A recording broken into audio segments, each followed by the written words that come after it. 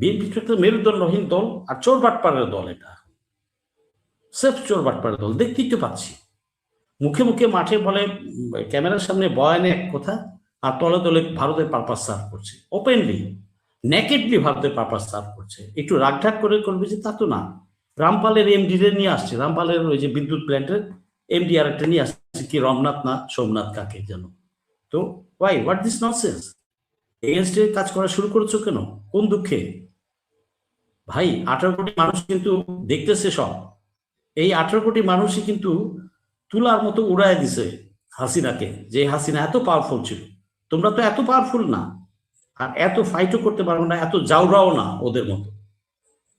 তোমরা কোন আশায় এই আকামগুলা করতেছো? কার উপর ভরসা করে? কে তোমাদের ব্যাকিং দিচ্ছে? ওই ভারত বাপ? এরপরে তো ভারতও তোমাদের, আওয়ামী লীগের তো ভারত জায়গা দিছে, তোমাদেরকে তো ভারতও নিবে না। তোমরা যাইবাটা কোথায়? মায়ানমার? ওদিকেও যেতে পারবে না, আগেই কেটটা খেয়ে ফেলবে, মাংস দিয়ে স্যুপ বানায় খাবে। বর্ডার 5 কিলোমিটার পৌঁছতে না পৌঁছতেই কেটটা ওরা স্যুপ বানায় খাবে। তাহলে কোথায় যাবে? এই জিনিসগুলো কেন হচ্ছে? আমি জাতির নজরে এই জিনিসগুলো আনতে চাচ্ছি যে what BNP is doing, absolutely doing the against the July spirit এবং against the nation. রবি ভাই সালাম আলাইকুম, কোনো তর্ক বিতর্ক না, will talk for the nation today, against the nation. Why? আরে ভাই সিপিরে কেন সরাইলা?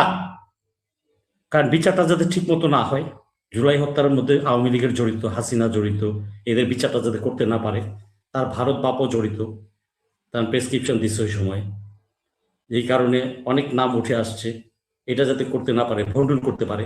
আচ্ছা, সরকারে বসে না বসে বিচার বিভাগের উপর হাত দিলা কেন? ওয়াই? বিচার বিভাগকে তো প্রথম দিনই হাত দিয়ে দিল। এটা কি নির্বাচিত সরকারের চরিত্র হতে পারে? তো ফ্যাসিস্ট চরিত্র ডে ওয়ান থেকেই শো করে যাচ্ছে। ওয়াই? এটা জাস্টিফিকেশনটা আমাকে বলেন, কি জাস্টিফিকেশন আছে যে স্পিকার চিফ প্রসিকিউটরকে সরাইতে হবে? কি কি করেছে সে? ভালো কাজ করেছে, এটাই তার পাপ। এই দেশে ভালো কাজ করার কারণে 16 বছর হাসিনা অত্যাচার, গুম খুন লুটপাট করে গেছে দেশপ্রেমিকদের উপরে। এখন এসে বিএনপি শুরু করছে, যাদের কাছে তো এটা পরিষ্কার। আপনি মনে করেন যে রাস্তার টোকা এটা বুঝতেছে না, ও বলতেছে না, কতক্ষণ সে সহ্য করবে? চাঁদাবাজি, ইলেকশনটা হইল না, বেধড়ক চাঁদাবাজি শুরু হয়ে গেল, সোশ্যাল মিডিয়াতে আসতেছে। আবার রবি ভাই বললেন না যে সোশ্যাল মিডিয়া এগুলো তো ভুয়া ছড়ায়। No, not accepted at all. Social মিডিয়াতে তো 5% আসতেছে, বাট 20% আসতেছে, বাকি অনেকগুলো তো আসতেছেই না। এগুলা দেশটা আমাদের। আপনি বিএনপি, আমি বিএনপি কর্মীদের জন্য তখন মায়া হচ্ছে, কারণ আওয়ামী লীগ আইসাই বিএনপি কর্মীদের আগে খাবে, যার ব্যবসাটা সে নিয়ে গেছিল, যার আগে উপকার করছিল, পরে সে তার সাথে বেইমানি করছে, এদেরকে খাবে আগে, তারপরে অন্যদের জামাতে ই করবে। আর জামাতে বালটাও ছিতে পারবে না। হ্যাঁ, ওরা ডেডিকেটেড, ওরা একটা মারলে একটা মাইরা ফেলাবে, সাথে সাথে 5টা মাইরা ফেলাবে। আমি এই জিনিসটা চাই না দেশে। কেন এই জিনিসটা আসবে? আমরা চাই শান্তিপূর্ণ দেশ। জনগণ ভোট দিছে। এই যে দুইটা দল, এই দুইটা দল কিন্তু হাসিনার সময় নির্যাতিত ছিল, মজলুম ছিল। এখন তারা সংসদে আসছে, একজন বিজয়ী হয়ে আসছে, আরেকজন অপোজিশনে বসছে। এরা তো মানুষের গত 16 বছরে যে ব্যথা বেদনা তারা ভোগ করছে, তারা অনেক ভোগ করছে। এটা বুঝে সেই অনুযায়ী দেশটাকে পরিচালনা করা উচিত, এটাই তো আমরা আশা করি তাদের কাছ থেকে। বাট আমরা বাস্তবে কি দেখতে পাচ্ছি? ওই রামপালের এমডিটা নিয়ে আসলা, চিফ প্রসিকিউটরকে সরাই দিলা, তারপরে এরে ওখান থেকে পোস্টিং করে দিলা, ওকে ওখান থেকে নড়াই দিলা। আরে ভাই করো, ধীরে সুস্থে করো, বাট ওয়াই বিচার বিভাগের উপর হাত দিল কেন? তাহলে আমি কিভাবে আশা করবো রবি ভাই আমাকে বিডিআর হত্যার বিচার দিবেন, শাপলা হত্যার বিচার দিবেন, গুম খুন জুলাই হত্যার বিচার দিবেন, আয়না ঘরের বিচার দিবেন? কি গ্যারান্টি আছে বলেন? সবকিছু তো আর এত গল্প অল্প সময় এত বলা যায় বুঝি। এইটা তো এই ধরনের তো অনাকাঙ্ক্ষিত। এই যে আপনারা আনছেন, ভালোবাসা আনছেন, ভালোবাসা আপনাদের 5জন কর্মীরা মাইরা ফেলাইছে নৌকাতে, এটা তো শুরু, বিসমিল্লাহ। তারপর আস্তে আস্তে সব জায়গায় দেখবেন যে কাটা খাচ্ছেন। আর কর্মীদের কি দোষ?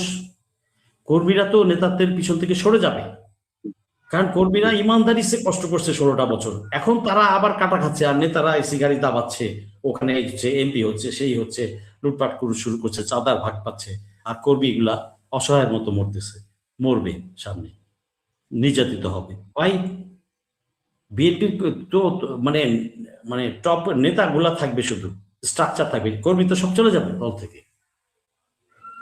বুঝতে পারছেন? আমি তো চাই একটা ব্যালেন্স পার্লামেন্ট, একটা সুন্দর দেশ। পার্লামেন্ট যদি ব্যালেন্স না হয় তাহলে অনেক দুর্নীতি হবে, বেড়ে যাবে অনেক কিছু। আমরা সেই আগের অবস্থায় ফেরত যেতে চাই না। তাহলে কেন এটা হচ্ছে? কেন? আমার মনে হয় বিএনপিতে দেশপ্রেমিকের সংখ্যা অনেক বেশি, কয়েকটা আছে ভারতীয় চামচা। তো এদেরকে সুপথে আনার জন্য দেশপ্রেমিক নেতা কর্মী যারা আছেন তাদের এখনই অবদান রাখতে হবে, তাদেরকে লাইনে আনতে হবে, এবং যা যা 18 মাসে হয়েছে তার একটাও উল্টানো যাবে না। একটা উল্টাইছেন তো মরছি, সোজা কথা, উল্টাইছেন তো জনমত এগেইনস্টে চলে যাবে। এটা কি বোঝেন না? একটু ক্লাসের 5-এর বাচ্চা ছেলেও বোঝে এটা। এটা কেউ ভক্তি দিয়ে বোঝানো যায় না। যে আইসিটির ব্যাপারটা, এটা দলীয় চিন্তা বা দলীয় দৃষ্টিকোণ থেকে দেখলে হবে না। কিছু কিছু জিনিস আছে যেখানে দলীয় বিষয় নিতে হয় না, এটা যে জাতির এবং রাষ্ট্রের। এখানে স্বাধীনতা সার্বভৌমত্বের কিছু টাচ আছে, কিন্তু এখানে বুঝতে হবে এটা দলীয় চিন্তায় কিন্তু এটা আসবে না, ওদের মাথায় এটা আসবে না। এখানে সুদূর পরাহত একটা ইফেক্ট আছে। হ্যাঁ, এখানে জুলাই হত্যা, বিডিআর হত্যা, অন্যান্য হত্যা, গুম খুন, স্বাধীনতা সার্বভৌমত্বের সাথে এটার একটা রিলেশন আছে। এখানে আমরা ওই যে ক্লাস 5 টাইপ, ওই 5 লেভেল চিন্তা করি, জিপিএ 5 লেভেল, ওই ধরনের চিন্তা করায় এখানে দরকার ছিল আমার পারফেক্ট লোকটা রাখা, সেইটাই। কিন্তু কিন্তু দুঃখের বিষয় যে বলার পরেও ওইটার উপরে এস্টাবলিশ থাকতে চায়, তর্ক বিতর্ক করতে চায়, যার যেরকম মেধা করবে। দেশটা 12টা বাজাইছে, বাট অফকোর্স এবং তাজুল ইসলাম হলো এরকম একজন লয়ার যে ফেসিস্ট সরকারের সময়, স্বৈরাচার সরকারের সময় যখন কোর্ট ছিল মুজিব কোর্ট, এবং তখন ট্রাইব্যুনাল চলতো একতরফা ভাবে, সেই সময় এই স্বৈরাচারের চোখে চোখ রেখে উনি বিরোধী পক্ষের এবং আসামি পক্ষের আইনজীবীদের পক্ষে হয়ে যেভাবে ট্রাইব্যুনালে বাংলাদেশের ইতিহাসে উনি যেভাবে লড়েছেন, ওনার মতো অভিজ্ঞ, এই আন্তর্জাতিক অপরাধ আইনে ওনার মতো অভিজ্ঞ লয়ার আছে কিনা, নাম থাকলে বলেন, এবং কি কারণে সে যোগ্য সেটা স্পষ্ট করেন। আমি দেখি না যে সেকেন্ড ফলাফল খারাপ হবে, শুধু এক কথায় প্রকাশ করে দিলাম, এটার ফলাফল খারাপ হবে। ফার রিচিং এবং এফেক্টটা, ওখানে দুর্নীতিবাজ যদি কোন আইনজীবী বা প্রসিকিউশন যায়, যেমন আমরা দেখছি শেখ হাসিনার আমলে অনেক প্রসিকিউশনের লয়ার, তারা কিন্তু পরে দুর্নীতির মামলা এবং অভিযোগে আবার বহিষ্কারও হয়েছিল। তো এইবার এই গত 1.5 বছরের এই আইসিটি প্রসিকিউশনের ব্যাপারে কিন্তু এরকম কোনো অভিযোগ নেই, ভবিষ্যতেও আমরা সেটা আশা করি না। জি, ধন্যবাদ।